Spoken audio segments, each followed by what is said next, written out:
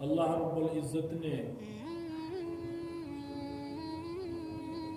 اس امت پر 5 نمازیں فرض فرمائی بنسبت دوسری امتوں کے، پچھلی امتوں کے 3 نمازوں کا اس میں اضافہ کیا۔ مکمل 5 نمازیں اس امت پر آپ صلی اللہ علیہ وسلم معراج کی رات تحفے میں ملی۔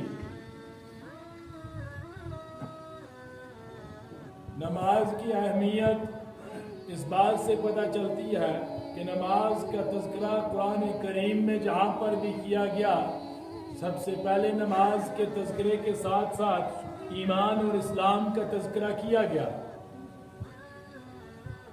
اس بات سے یہ پتہ چلتا ہے کہ سب سے پہلے ایمان کا ہونا ضروری ہے، اور ایمان کے ساتھ ساتھ جو لازم شرط، اس کے جو مظلوم شرط ہے، لازم اور مظلوم، وہ ہے نماز۔ یہ دو اسلام اور نماز دونوں لازم اور ملزوم ہیں۔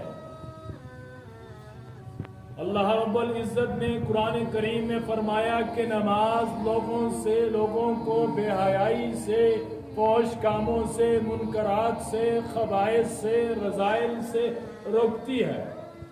اور حدیث میں جناب محمد رسول اللہ صلی اللہ علیہ وسلم نے ارشاد فرمایا کہ نماز ہی ایک ایسی چیز ہے جو مسلمان اور کافر کے درمیان فرق کرتی ہے۔ نماز کی اہمیت کا اندازہ ہم اس بات سے بھی لگا سکتے ہیں کہ امام احمد بن حنبل نے، جو کہ حنبلی مسلک کے بہت بڑے عالم گزرے ہیں، مجتہد گزرے ہیں، جنہوں نے قرآن کی خاطر بادشاہ وقت سے کوڑے بھی کھائے، لیکن اس کے کہنے پر انہوں نے فتویٰ نہیں دیا۔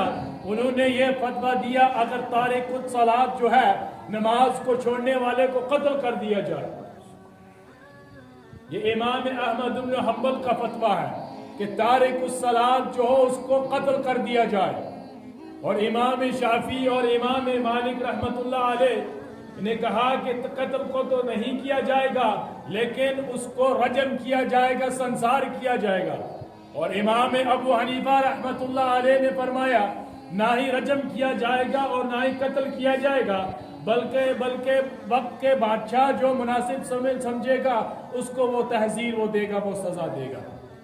کل ملا کے خلاصے کلام یہ ہے کہ نماز کتنی اہمیت ہے، نماز کے بارے میں کتنی اہمیت اللہ رب العزت نے بیان فرمائی ہے، اور فقہاء کرام نے اس پر کیا کیا تحذیرات نافذ فرمائی ہیں، اپنے اپنی فقہ کے مطابق اس بات سے اندازہ لگایا جا سکتا ہے۔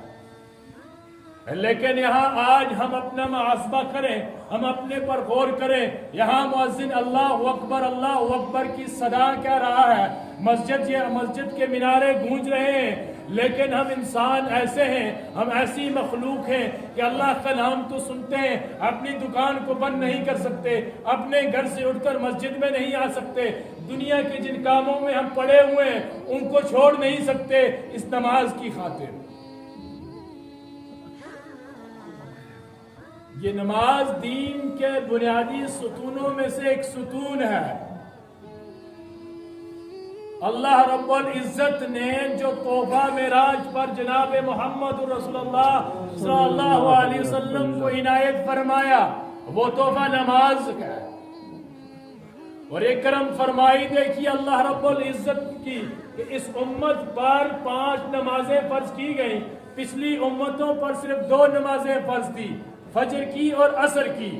لیکن اس امت کی افضلیت کو بتانے کے لیے، اس امت کے شرف کو بیان کرنے کے لیے، اس امت کی عظمت کو بتانے کے لیے کہ دوسری امتوں کے مقابلے میں اس امت کی عمر جو ہوگی وہ بہت کم ہوگی، لیکن اللہ رب العزت نے عمر کو مد نظر نہ رکھتے ہوئے اس امت پر 5 نمازیں فرض کی۔ پچھلے زمانے کی جو امتیں ہوا کرتی تھی ان کی عمریں بہت زیادہ ہوا کرتی تھی، 8-8 9-9 سال، 2-2 3-3 سال وہ جیتے تھے۔ لیکن اس امت کا عمل ایسا ہے، اگر یہ عمل وہ نیک عمل کرے گی، 2 رکعت نماز پڑھے گی، پچھلی امتوں کے 800 یا 900 سال کے برابر ہوگا۔ یہ لقب جو اس امت کو دیا گیا ہے جو شرف اور عزت اس امت کو دی گئی ہے، آخر اس کے پیچھے بھی کچھ ریزن ہے، ایسے تھوڑی کسی کو فضیلت دے دی جاتی ہے۔ جب دنیاوی ہم اگر دنیا کے لحاظ سے دیکھیں، جب کسی کو کوئی ایوارڈ دیا جاتا ہے، اس کے کارناموں کو دیکھ کر دیا جاتا ہے، اس کی خدمات کو دیکھ کر دیا جاتا ہے۔ اس نے اگر وہ ٹیچر ہے، اس نے لٹریچر میں یا ٹیچنگ میں کیا خدمات انجام دی ہیں، اس کی خدمات کو مد نظر رکھتے ہوئے اس کو ایوارڈ دیا جاتا ہے۔ اسی طرح یہ امت جو ہے، اس کو ایوارڈ دیا گیا ہے، نماز کا ایوارڈ۔ یہ نماز کا ایوارڈ اس امت کو دیا گیا ہے، یہ اس کی حوصلہ افزائی کے لیے، اس کی عزت کو بڑھانے کے لیے دی گئی ہے۔ یہاں سے مؤذن اذان کہتا ہے، حی علی الصلاۃ حی علی الفلاح کی صدا آتی ہے، لیکن اب اپنے دنیاوی کام میں مگن رہتے ہیں۔ نماز کا انکار یا تو منہ سے کیا جاتا ہے یا عمل سے کیا جاتا ہے۔ ہم منہ سے تو نہیں کرتے، لیکن عمل سے تو ہم کر رہے ہیں، نماز نہ پڑھ کر۔ یہ بھی انکار کے ہی درجے میں آتا ہے۔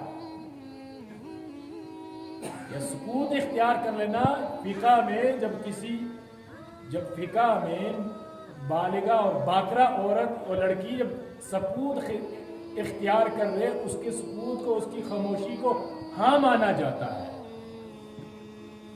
جب کسی عمل پر ریئیکٹ نہ کیا جائے، ایک بات کا پتہ ہو بھائی یہ کام کرنا ہے، اور اس کا جواب بھی نہ دیا جائے، زبان سے کچھ نہ کہا جائے، اور وہ عمل بھی نہ کیا جائے، تو دیٹ مینز یہ اس نے ریئیکٹ کیا خاموشی کے ساتھ، یعنی عملاً اس نے اس کا انکار کیا ہے۔ زبان سے انکار تو نہیں کیا، لیکن عملاً اس نے اس کا انکار کیا۔ جب مؤذن کہتا ہے کہ آؤ نماز کی طرف، کامیابی کی طرف آؤ، جب ہم اپنی دکان بند کر نہیں آتے ہیں، تو ہم نے تو انکار ہی کیا نا سجدوں کا۔ ہم نے جب مؤذن نے اللہ کی پاکی اور بڑائی بیان کی، ہم نے اس کا جواب دینا ہے، یا تو زبان سے دینا ہے۔ زبان سے یہ ہوتا ہے کہ زبان سے الفاظ دہرائے جائیں گے، لیکن قرآن کریم میں کہیں پر بھی تقرأ الصلاۃ کا لفظ نہیں آیا ہے، اور جہاں پر بھی آپ دیکھیں گے یقیم الصلاۃ اور تقیم الصلاۃ کے الفاظ قائم ہوئے، اور نماز کو قائم کرنا اور نماز پڑھنا، اس میں فرق ہے۔ جب قرآن میں ہم پڑھتے ہیں یقیم الصلاۃ تقیم الصلاۃ، نماز کو قائم کرو، اس کا کیا مطلب ہوتا ہے؟ نماز کو قائم کرو، پڑھو خود جا کے، نہیں۔ نماز کے قائم کرنے سے مراد یہ ہے، آپ جس محفل میں بیٹھے ہیں، آپ اگر نماز کے لیے آ رہے ہیں، آپ ان کو نماز کا کہیں گے، یہ ہوگی نماز قائم کرنا۔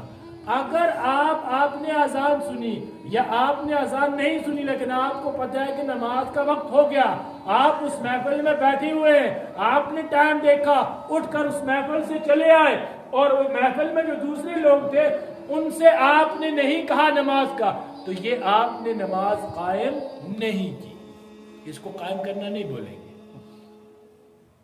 نماز پڑھنے اور قائم کرنے میں فرق ہے، اور قرآن نے قائم کرنے کو کہا ہے، پڑھنے کو نہیں کہا۔ قائم سے مراد یہ، اگر آپ اپنے گھر میں ہیں، آپ نماز پڑھنے آ رہے ہیں، آپ اپنے بچوں کو، اپنی بیوی کو بولیں گے نماز پڑھو۔ اگر آپ بازار میں ہیں، آپ بازار میں جو آپ کے ساتھی دوست جا رہے ہیں، آپ ان کو بولیں گے نماز پڑھنے کے لیے۔ آپ اگر اسکول میں ہیں، نماز کا وقت ہوتا ہے، آپ وہاں کے اسٹوڈنٹس کو یہ بولیں گے نماز پڑھو، یہ آپ پہ فرض اور لازم ہے۔ نماز نہ پڑھنا تو ایک طریقے سے انکار ہی ہو گیا نا، ہم انکار ہی تو کر رہے ہیں نا نماز نہ پڑھ کر۔ جب مؤذن کی صدا ہم نے سنی، مؤذن کی صدا ہمارے کانوں میں گونجی، لیکن پھر بھی ہم نے مسجد کا رخ نہیں کیا، تو یہ انکار کرنا ہی تو ہو گیا۔ شیطان نے کیا کیا تھا؟ شیطان نے کوئی زنا کیا تھا، شیطان نے کوئی سود کھایا تھا، شیطان تو بہت بڑا عالم تھا نا، وہ تو آگ سے بنا ہوا تھا نا، اور فرشتوں کو پڑھاتا تھا نا۔ اس نے کیا کیا تھا؟ ایک سجدے کا تو انکار کیا، اللہ نے کہا سجدہ کر، نہیں کیا، مردود کر دیا اللہ نے۔ नमाजें हम छोड़े जा रहे हैं। हफ्ते में एक जुम्मा आता है, जुम्मे के दिन टोपी सर पर रखी, मस्जिद तशरीफ ले आए। क्या हफ्ते में एक दिन खाते हैं हम? क्या एक दिन पानी पीते हैं हम? क्या एक दिन सांस लेते हैं? अगर अल्लाह हमारी सांस को बंद कर दे, सांस की नाली को बंद कर दे, हमारा क्या होगा? कभी इस बात का सोचा आपने? जो पानी हम पी रहे हैं ये अल्लाह की नियामत है, ये अल्लाह हमें पिला रहा है। अगर वो आपको बंद कर दे, पानी को बंद कर दे, हम क्या पिएंगे? कभी इस चीज पे गौर किया? एक हफ्ते के बाद जुम्मा के दिन हफ्ते के मुसलमान टोपी लगाई, कुर्ता पजामा पहना, वुजू बनाया, चल पड़े मस्जिद, 2 रकात पढ़े, निकल गए। हफ्ते के मुसलमान। क्या अल्लाह की नियमतों हम हफ्ते में एक मर्तबा खाते हैं? क्या हमें वो अंधेरी कोठरी हमारी आंखों के सामने नहीं आती है? वो सुलगती हुई आग जहन्नम की हमारे सामने नहीं आती है? वो भड़कती हुई आग हमारे सामने नहीं आती है? क्या अल्लाह की नियामतें, जो अल्लाह हमें बेशुमार नियामतें खिला रहा है, इतने अच्छे आज़ा बनाए हैं, इतना खूबसूरत शक्ल दी हुई है, इतना हमारा हुलिया बनाया हुआ है, अगर वो हमारे बाजू ही ना बनाता, हम क्या कर सकते थे? हमारे बस में कुछ था? जो डिसेबल बच्चे, उनसे पूछिए, डिसेबल जो लोग हैं, माजूर लोग हैं, किसी को टांग नहीं है, किसी को बाजू नहीं है, जो अल्लाह ने नियामतें अता की उनका शुक्र अदा करो। और मैंने आपके सामने हदीस पढ़ी, मन तरक सलात मुतअम्मिदन फकद कफर, कि जिसने जानबूझकर नमाज को छोड़ा उसने कुफर किया। तो यहां से यह पता चलता है कि कुफर और इस्लाम के दरमियान जो लाइन है, जो हद है, वो क्या है जी? नमाज है। और फुक़हाए कराम के अक़वाल भी मैंने आपको बताए कि तारिकुस सलाह पे वो क्या क्या हद नाफिज करने को कह रहे हैं। इतनी वाइद आई हुई है, हम इसको हल्के में ले रहे हैं नमाज को। ये तो अहम फरीजा था, ये तो किसी भी हालत में भी नमाज माफ नहीं है, किसी भी हालत में नमाज माफ ही नहीं है। अगर आप करीबुल मौत है, बिस्तरे मर्ग पर पड़े हुए हैं, आपको होश है, आप होश और हवास में हैं, लेकिन इतनी सकत और ताकत नहीं है जिस्म में कि आप उठकर नमाज पढ़ सकें, तो कहा कि बैठ कर पढ़ो। इतनी भी सकत नहीं है बैठने की, तो लेट कर पढ़ो। लेट कर पढ़ने की भी सकत नहीं है, तो इशारों से पढ़ो, आंखों के इशारों से। नमाज किसी भी हालत में माफ नहीं है।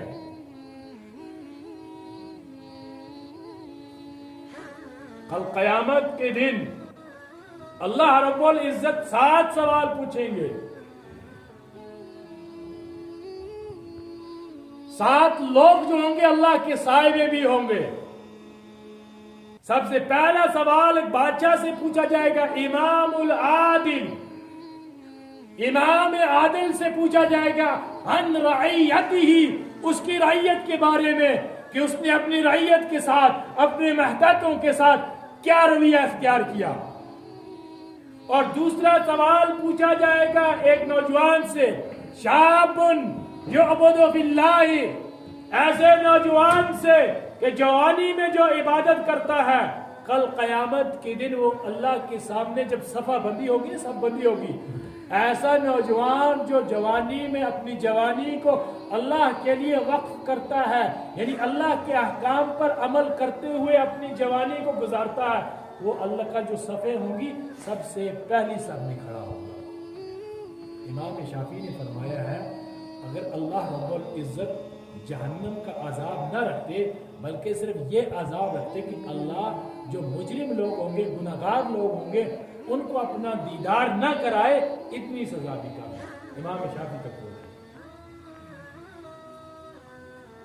यानी पहली सब में ऐसे नौजवान को जिसने अपनी जवानी अल्लाह के बयान करदा अहकाम के मुताबिक गुजारी, पहली सब में खड़ा होगा। आज हम देखें अपना मुआज़बा करें, हमारी जवानियां कैसी गुजर रही। बुढ़ापे में जब हम बुढ़ापे की उम्र को पहुंचेंगे, तो बुढ़ापे में आ रही इंसान की जो नींद जो है वो खत्म हो जाती है। ہمارے والدین بوڑھے ہمارے سامنے، آپ پوچھ سکتے ہیں ان سے، جب بڑھاپا آ جاتا ہے، جوانی ڈھل جاتی ہے، تو بہت ساری کمزوریاں انسان کے اندر آ جاتی ہیں۔ کیوں کہا گیا ہے کہ جوانی کی عبادت، جوانی کے 2 رکعت بڑھاپے کے 70 رکعت برابر ہے؟ حالانکہ 70 کا جو عدد ہے یہ زیادتی کو بتانے کے لیے، لمٹ نہیں ہے اس کی۔ 70 کا عدد جو جب بھی استعمال کیا جاتا ہے یہ اصل میں زیادتی کو بتانے کے لیے استعمال کیا جاتا ہے۔ تو جوانی کی عبادت 70 گنا بڑھاپے سے زیادہ ہے۔ کیوں کہا گیا ہے؟ جوان آدمی طاقتور ہوتا ہے، قوی ہوتا ہے اور چست و نشاط ہوتا ہے، اس کے اندر وہ اچھے طریقے سے عبادت کر سکتا ہے۔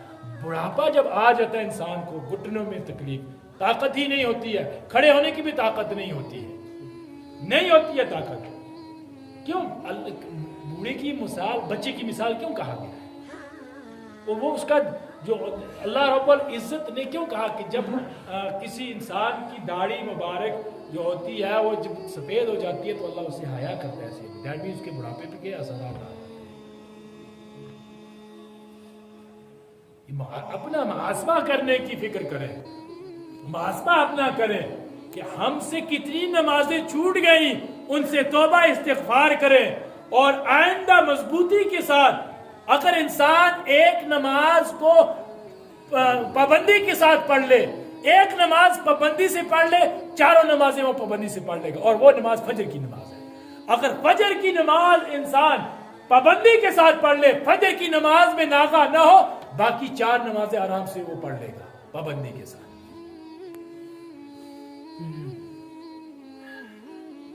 لیکن آج ہم نے نماز کو، آپ دیکھیں گے اسلامی ممالک جو بھی ہیں، چاہے جتنا بڑے ظالم ہوں، بادشاہ ہوئے کہ بادشاہ ہوں، جو دبئی ہو گیا، قطر ہو گیا، بحرین ہو گیا، سعودی ہو گیا، جتنے بھی ممالک کے لوگ ہیں نا، یہ کبھی نماز کا وقت آتا ہے چاہے جو بھی کرتے ہوں، نماز کے وقت یہ نہیں رکتے، نماز پڑھتے ہیں لوگ۔ ان کی بن گیا اسلامی قانون، ان کی عادت ہی بن گئی، نماز کا وقت جیسے آئے گا نماز پڑھیں گے۔ لیکن ہمارے جو سب کنٹیننٹس ہیں، ان میں اللہ کی پتہ نہیں کیا مار ہے کہ نماز اذان سن کر بھی نماز کو نہیں آتے۔ میری نماز تو کفر اور اسلام کے درمیان حد فاصل ہے، یہ تو فیصلہ کرے گی کون کافر ہے تو کون مسلم ہے۔ امام احمد بن حنبل کا قول میں نے آپ کو بتایا، وہ کیا کہتے ہیں؟ ایسے آدمی کو قتل کر دیا جائے جو تارک الصلاۃ ہو۔ امام احمد بن حنبل کوئی معمولی شخصیت نہیں ہے،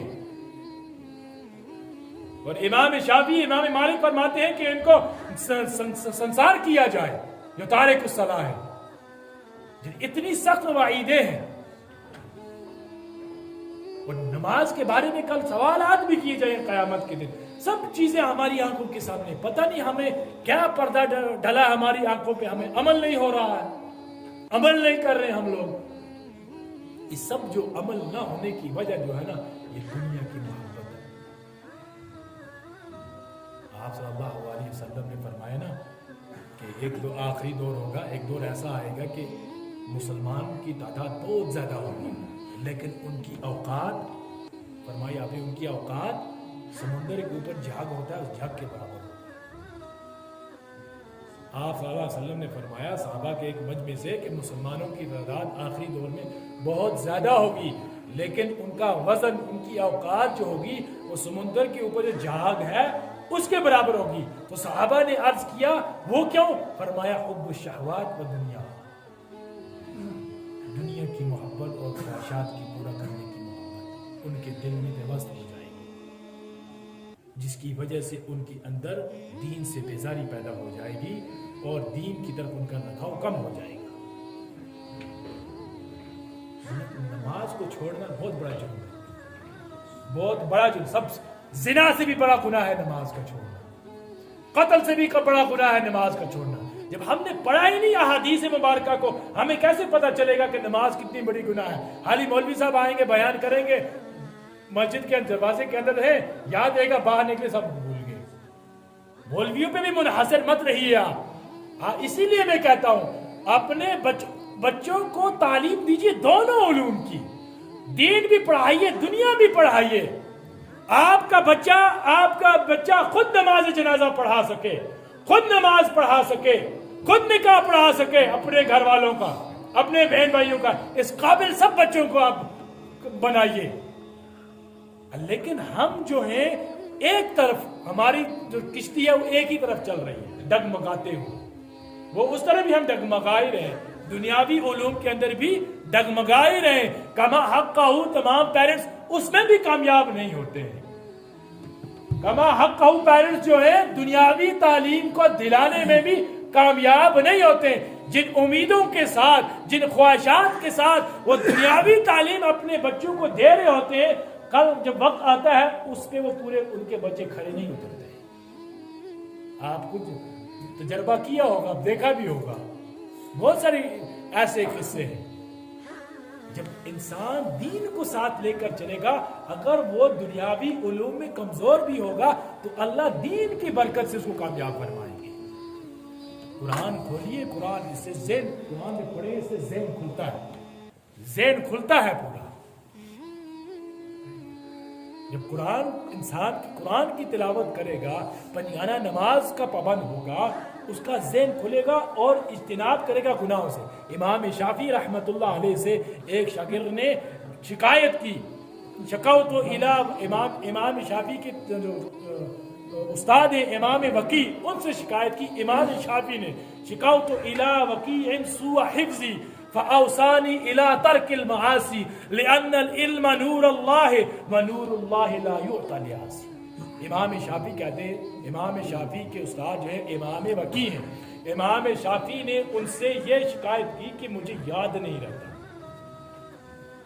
حافظے کی کمزوری کی شکایت کی کہ مجھے یاد نہیں رہتا، تو کہتے ہیں فاوصانی الی ترک المعاصی، تو امام وکیع نے کیا وصیت کی کہ گناہوں کو چھوڑ دو، لأن العلم نور اللہ، علم کیا ہے جی؟ اللہ کا نور ہے، ونور اللہ لا یعطی لعاصی، اور اللہ کا نور کسی گناہگار کو نہیں دیا جاتا، اللہ کا نور کسی گناہگار کو نہیں دیا جاتا۔ جب اپنے بچوں کو ہم دونوں علوم میں ایکسپرٹ بنائیں گے، ماہر بنائیں گے، تو اس سے دین اور دنیا کا دونوں کا فائدہ ہوگا۔ کل وہی بچہ آپ کو قیامت میں آپ کی شفاعت کا ذریعہ بن جائے گا، آپ کی شفاعت کا ذریعہ بن جائے گا۔ ہمارے معاشرے میں بہت زیادہ بگاڑ آ گیا، دنیاوی علوم پر اتنے مغن ہیں کہ بچوں کو ناظرہ بھی نہیں پڑھانے کی زحمت کرتے ہیں قرآن کا، اور پھر وہی بچہ جب بڑا ہو جاتا ہے، جوان ہو جاتا ہے، والدین کا انتقال ہوتا ہے، پھر پیچھے سے غلط فاتحہ پڑھتا ہے، وہ جب اس کو خود نہیں پتا، اس کی خود الحمدللہ شریف غلط ہے، تو وہ دوسروں کیا ثواب پہنچائے گا؟ وہ تو خود گناہ کر رہا ہے نا غلط پڑھ کے۔ جب انسان پڑھے گا، مثل اس وقت میں کوئی الحمدللہ پڑھ رہا ہوں، میں غلط پڑھ رہا ہوں، مجھے اپنے والدین نے نہیں پڑھایا، لیکن میں بالغ ہو گیا، مجھے عقل سمجھ آ گئی، اب مجھ پہ یہ فرض بنتا ہے کہ کیونکہ اللہ نے مجھے عقل اور سمجھ دی ہے کہ میں دنیاوی علوم اور دینی علوم کو حاصل کروں، دینی علوم کو حاصل کروں، یہ مجھ پہ فرض پڑا۔ اب والدین سے ساقط ہو گئے، وہ پہلے تھا جب میں نابالغ تھا، میں نے پھر بھی حاصل نہیں کیا، میرے والدین کا انتقال ہو گیا، اب میں پیچھے سے فاتحہ پڑھ رہا ہوں، الٹ پلٹ الحمدللہ شریف، وہ کیا پڑھ رہا ہوں جی؟ غلط۔ وہ ثواب کیا پہنچے گا ان کو؟ الٹا عذاب مجھ کو ہوگا، اور کل پوچھ بھی میرے والدین کو یہ بھی ہوگی کہ آپ نے ان کو علم دین سکھایا کیوں نہیں؟ العلم فریضۃ علی کل مسلم، کبھی اس حدیث پہ بھی غور کیا؟ پڑھتے ہیں مسلمان، ہر مسلمان پہ علم فرض ہے، فرض ہے، کتنا فرض ہے؟ آج یہ حلال حرام کی پہچان ہو جائے، تو حلال حرام کی پہچان کب ہوگی؟ اتنا علم آتا ہے؟ حلال حرام کی پہچان کا معیار یہ ہے کہ کم سے کم آپ فقہ کی قدوری کتاب پڑھیں، کم سے کم آپ ریاض الصالحین حدیث میں پڑھی ہو، کم سے کم 15 پارے آپ ترجمے کے ساتھ قرآن، ترجمہ تو قرآن کا پورا جانتے ہو، اور 15 پاروں کی کم سے کم تفسیر جانتے ہو۔ اتنا ہے علم، اتنا ہے۔ ہاری سنی سناوی باتوں پر عمل کر کے بھی نہیں لینا چاہیے، کیونکہ آج مارکیٹ میں بہت سارے مولوی آئے ہیں جو اپنے اپنے مسالے کو آگے بڑھاوا دے رہے، میں کچھ ایسی چیز بول دوں گا جو میرے مفاد میں ہوگی، جو مجھے تقویت پہنچائے گی، لیکن حقیقت میں وہ کیا ہوگی؟ غلط ہوگی۔ لیکن یہ میں بات کیوں بول رہا ہوں؟ یہ اس لیے بول رہا ہوں کہ بہت سے لوگ گمراہ ہو رہے ہیں، راہ راست سے ہٹ رہے ہیں. اسی لیے میں کہہ رہا ہوں جب آپ کے طلبہ آپ کے بچے علم دین کو جانتے ہوں گے, کوئی مولوی ممبر رسول سے مسجد کے ممبر سے کوئی حدیث بیان کرے گا, اگر اس نے غلط حدیث بیان کی, وہی بچہ کل اٹھ کے مولوی کو ٹوکے بھائی آپ نے یہاں سے یہ غلطی کی, وہ اس پہ عمل نہیں کرے گا اور دوسروں کو بھی روکے گا. اس لیے اپنی اب کو بھی سدھاریے, اپنی آنے والی نسل کو بھی سدھاریے, اور اپنی آخرت کی بھی فکر کیجئے, اپنی آخرت کو بھی سدھاریے. اللہ رب العزت کہنے اور سننے سے زیادہ عمل کی توفیق عطا فرمائے. وما علینا الا البلاغ.